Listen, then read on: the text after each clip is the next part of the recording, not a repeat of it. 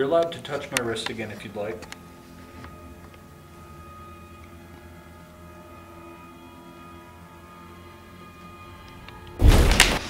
Holy shit. Wow. Okay, shh. Relax. Relax.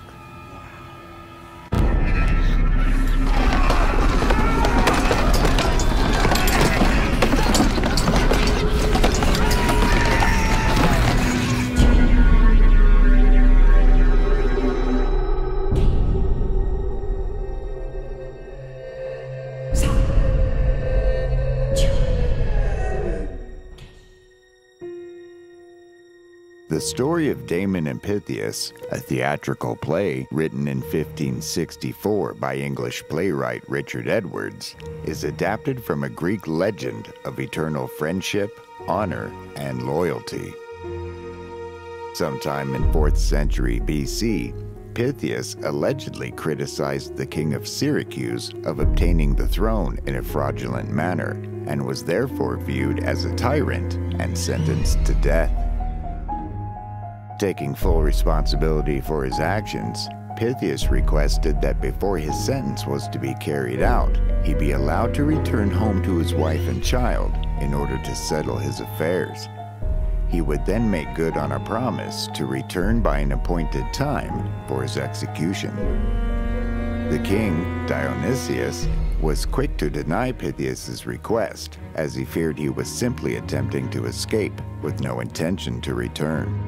Damon, a dear friend of Pythias, volunteered to take his place while he tended to his affairs, with the understanding that if Pythias failed to come back, Damon would be the one to meet his demise. Dionysius, intrigued by the pair's proposition, agreed to the new terms and released Pythias from custody. While still assuming he would never return, he at least had Damon to fulfill the execution.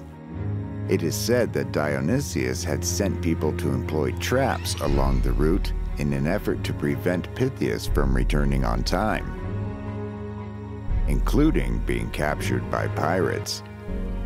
What he did not understand is that both Damon and Pythias were devout followers of Pythagoreanism and had an unbreakable bond of brotherhood, a true all-for-one philosophy of life. The moon rose upon Syracuse night after night until the day of execution, with no sign of Pythias. Tell us, Damon. Now you regret your bargain, do you not? No, I do not. Then, just as the guards were preparing to send Damon into the afterlife, Pythias arrived.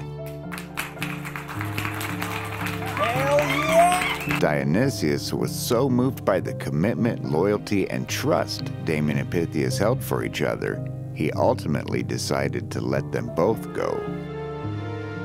I'm but your servant. As you wish, let them both live. It was this concept of dedication and brotherhood that attracted the attention of American teacher and former U.S. Treasury clerk Justice Henry Rathbone, and in 1864 acted as his inspiration to form the fraternal organization known as the Knights of Pythias. Although there is some secrecy to many of the gears that operate the Knights, much of their service lies in the various social activities, such as fundraisers and charities like the American Cancer Society. Notable members include Abraham Lincoln, jazz musician Louis Armstrong, and former United States Senator and first Wyoming Governor Francis E. Warren.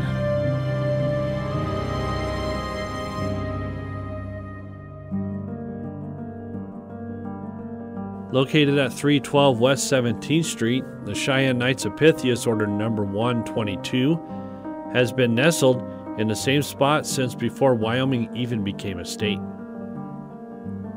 Built in 1884, this seemingly ordinary-looking square building is home to not only a beautifully elegant interior, but also to some of the most interesting things we have encountered in nearly 9 years. I can show you that door. If that's you, can you step away from that, please?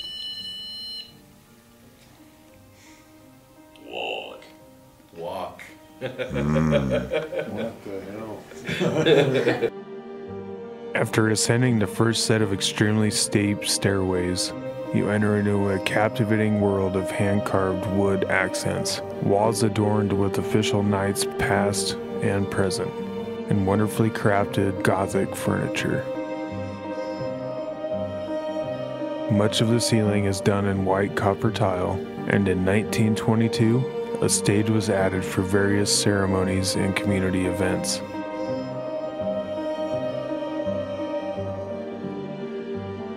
The upstairs of the Knights is, no doubt, stunning.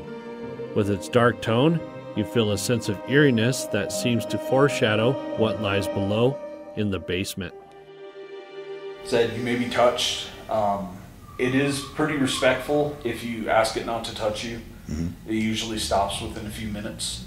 Sometimes you have to be a little more stern with it and, you know, very plainly call out, you do not have permission to touch me, you know, and, you know, most of the time it will stop, so. Sure. That's key. That's a long staircase, brother. During each of our investigations here since 2017, Goshen Paranormal has been working with official member and resident paranormal investigator Jason Smith. Jason has been actively looking into the phenomena that occurs here for many years. He and many others who have paid a visit to this building have collected an abundance of bizarre experiences, some of which straight out of some horror film. Much of the alleged claims of paranormal activity in this building seem reminiscent of textbook poltergeist phenomenon. I've never sensed anything like it. Shadowy figures, doors slamming shut on their own, objects being thrown across the room unexplainably, or even showing up out of thin air. Physical interactions, apparitions, and even the occasional odor of rotting meat are just a fraction of the occurrences that have been reported. We do get the smell of rotting meat that will stay localized to one room, and then it'll be gone, and you can go to the next room, and now it's in that room. Jason himself is a former member of Paranormal Investigation Team Wyoming, and during the course of one of their investigations, they report capturing this photograph of a dark, shadowy figure atop the entrance staircase. Now, we would be doing you a disservice if we didn't admit that at least a small portion of the reports surrounding the alleged activity may seem extreme or too far out to be genuine. We as investigators must also remain logical in our approach and not jump to conclusions based simply on the testimony of others. The interesting part about the Knights of Pythias is that once we began to experience the place for ourselves, it became clear that some of these reports might not be far off. Okay, like I've asked before, how about you show me? Okay. Already. Oh, that's not good. White room. Oh. Company. Oh my gosh! Right when I walk in. Yeah. Well, then there's a picture of Look at this somebody walking picture, in the though. room. Oh, wow. Oh, that's. Hey, shine your light over there, please. Let's just. Oh my gosh. Look at that. That's pretty damn close. Dude. Oh, but they're- that could yeah, that's be the door. furnace in the background, the boiler. Yeah. The door, look, you got the pillar right there. Wow. Amazing.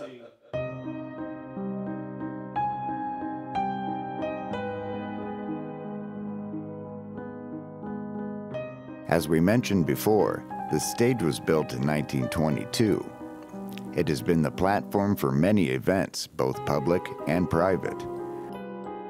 Within the flooring, there are trap doors that are said to have been used for the storage of props. It is this very stage that also holds a long-kept secret, shrouded in mystery.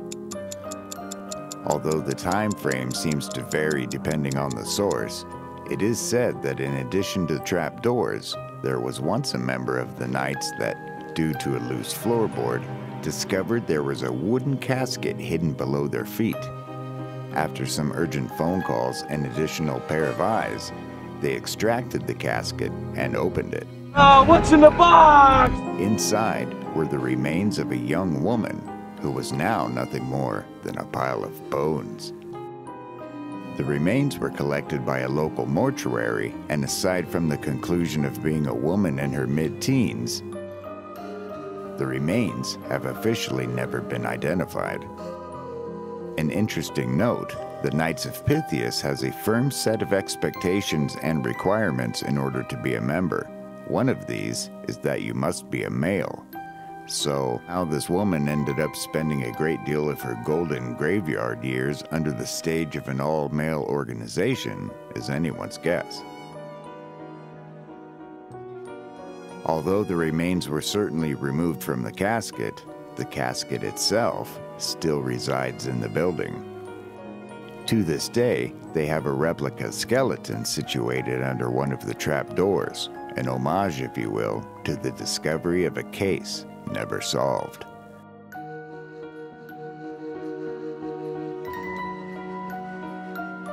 So I don't know if you remember, V, but this is actually the group of people that helped you to tell us that, that really gave us, the reason to call you V in the first place. It was quite a long time ago. It was about 6 years ago, I think. 5 or 6. Our first investigation here took place in November of 2017. At that time, we had very minimal equipment, aside from a standard EMF detector and low-quality video camera. Photographed here.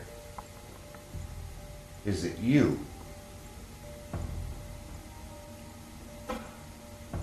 Holy shit.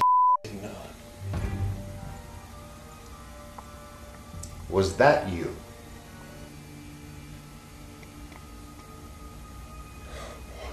Thank you. Yeah, thank you.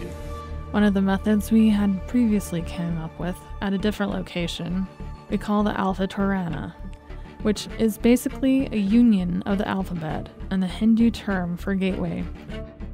During this experiment, we attempt to link one or more specific letters to the identity of an alleged spiritual being, just to see what would happen.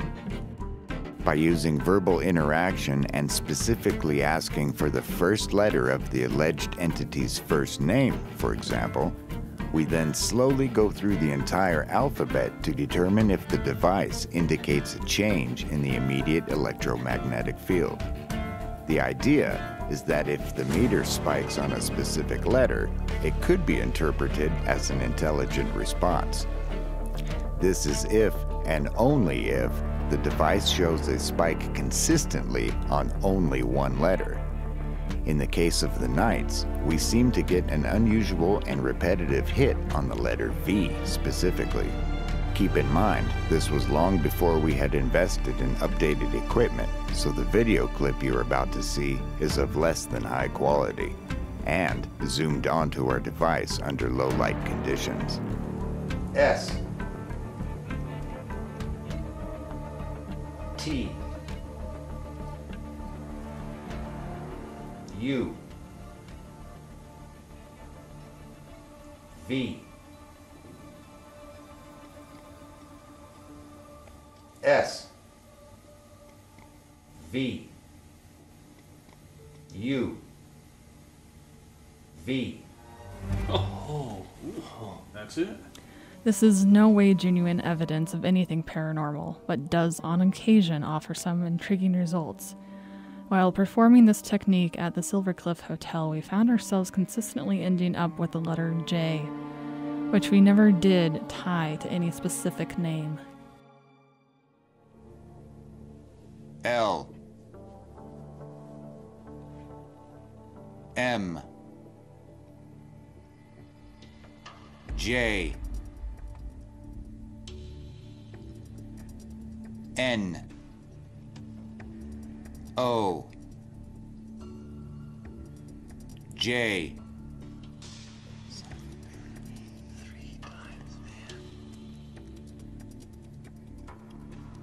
P. Q. R. J.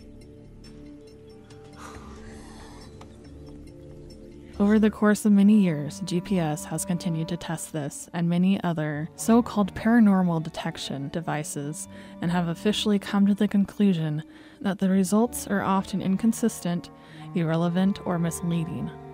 Although the use of these devices in the paranormal field are known to provide some form of entertainment, overall, they should not be endorsed as tools to provide proof of anything metaphysical or supernatural.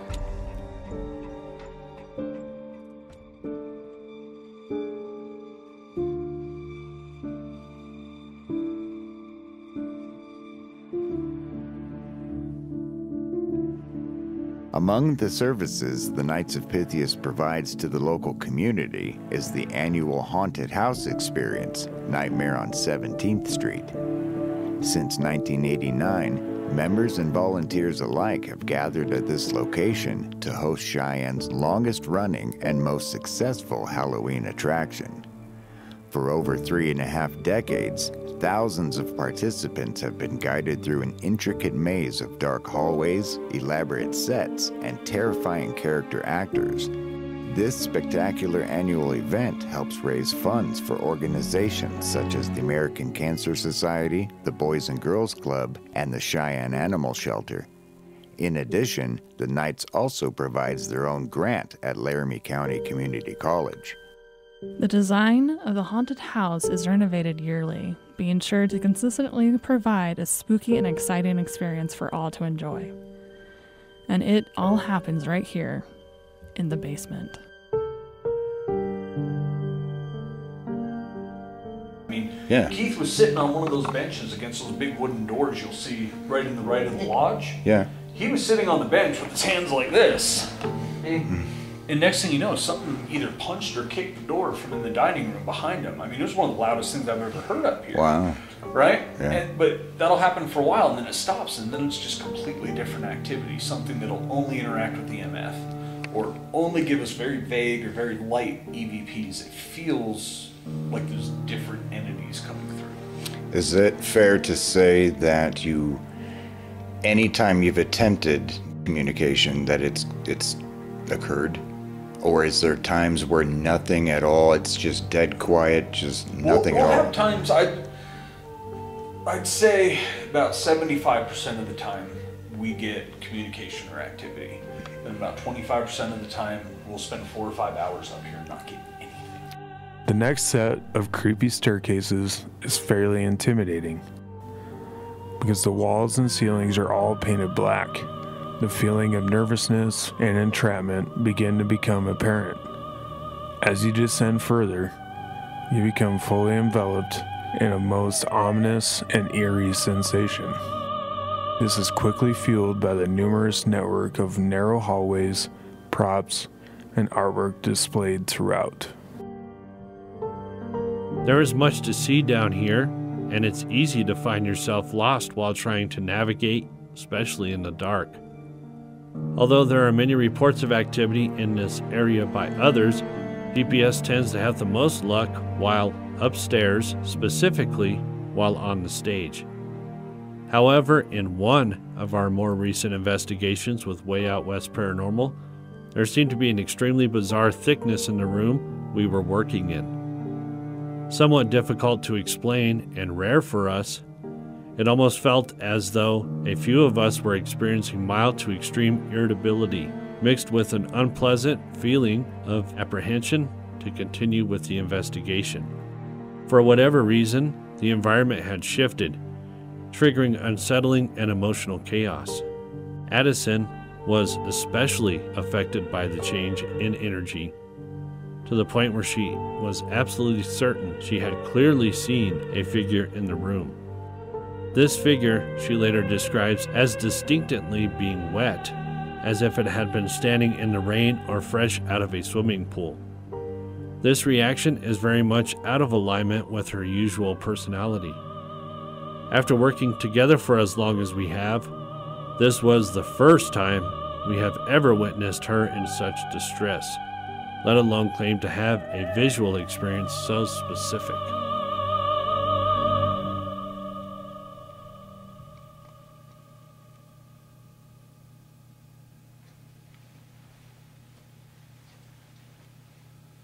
Hey guys, I think it's hitting her really hard in here. We should probably bounce out.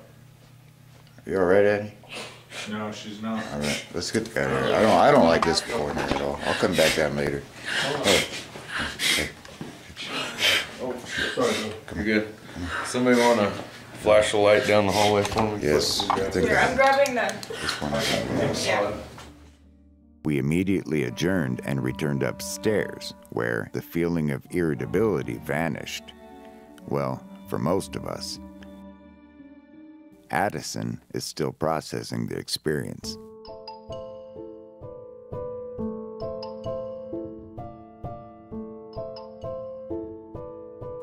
As we've mentioned in the past, GPS has had the opportunity to test many of the devices and software programs made for the field of paranormal research.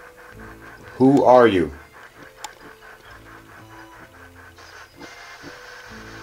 What the hell? Dude. He's playing the Dodgers team.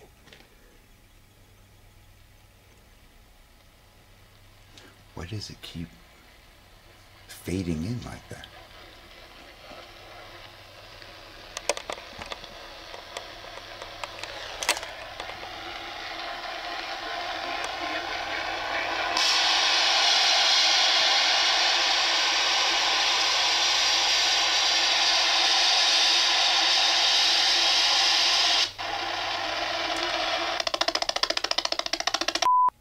Can you tell us any color?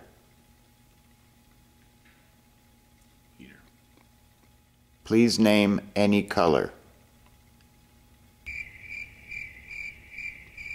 Although an unpopular opinion, our experience with most of these devices has failed to convince us that they provide any genuine evidence of spiritual communication. However, we do admit that from time to time, they certainly have a way of displaying interesting and synchronistic artifacts.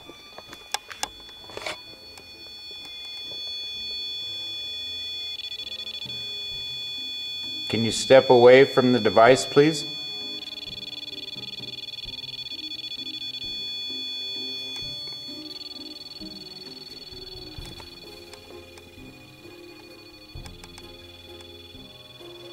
I don't know whether it's just wigging out. If we should put a different battery in it, or...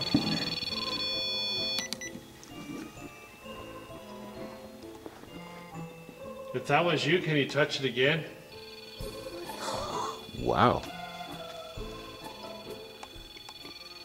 Watch the what? Danny who? Danny Phantom. What the hell is that? It's a TV show. Already going on? Can you step away from that? Thank you. Good time, man. Provided by Jason Smith, who is now a member of Way Out West Paranormal, during the course of our most recent investigations. This particular software uses AI technology to randomly generate and display an image. The image could be absolutely anything, from a plate of spaghetti to a figure standing in a doorway. It is up to the user to ultimately decide whether the image is relevant to them in the moment or not. At the Knights, we had multiple instances where this and other devices seemed to correlate exactly with either our surroundings or our conversations. So I'm going to clear this out here. And if you Blanket. Blanket. So, Could be. Yeah, because It's a blanket covering the Christmas tree. Oh my God, no. Are you under the blanket? Watch that thing just... That's what I was thinking. Oh my God, I would run out of this building. There's some beep out there. Do we? Sounded like maybe temperature changes on there. I just set the other one in that room. But it's not turned on. Is that you? Can you do something more significant, please? Can you do something loud?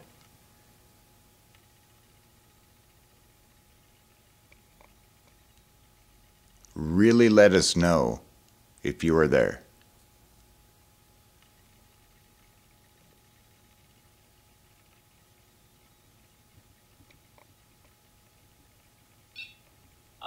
Identification. Identification. Yeah, no, that's interesting. While spending some time on the stage where the casket and remains were said to be found, we randomly received this image, even though we had not been talking about anything of the sort.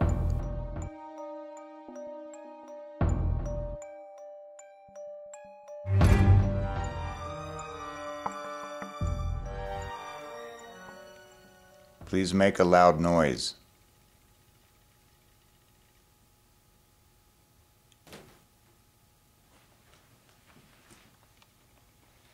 Thank you. I was up on the roof.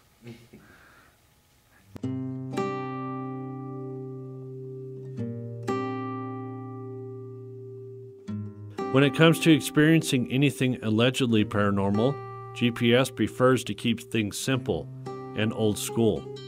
As we're sure other researchers will agree, sometimes the best things happen when the camera isn't even rolling. There's an intimate side of investigating that often becomes overshadowed by modern electronics and blinky cat toys. In this day and age, many are too distracted by how many comments and gifts they are receiving for their live coverage on social media that they miss the opportunity to capture what's important. The clear, distinct sound of footsteps in the room above you, the untraceable knocking and banging sometimes encountered, disembodied voices, that's the holy grail for us. Nothing beats the up-close and personal experience, especially when you can't find an explanation.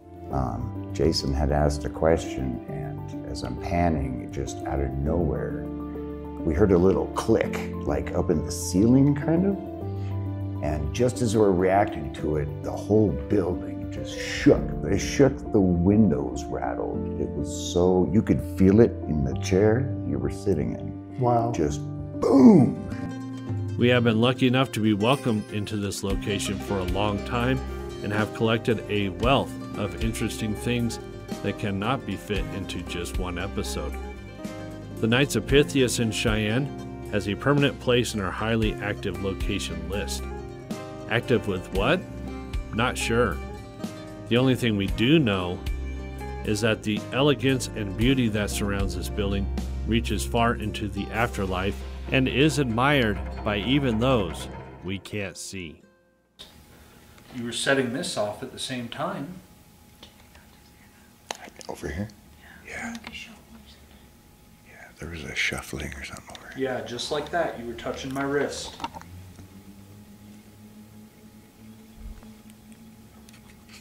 You're allowed to touch my wrist again if you'd like.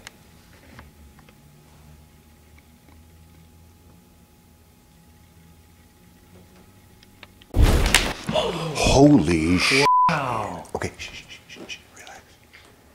Relax. Wow.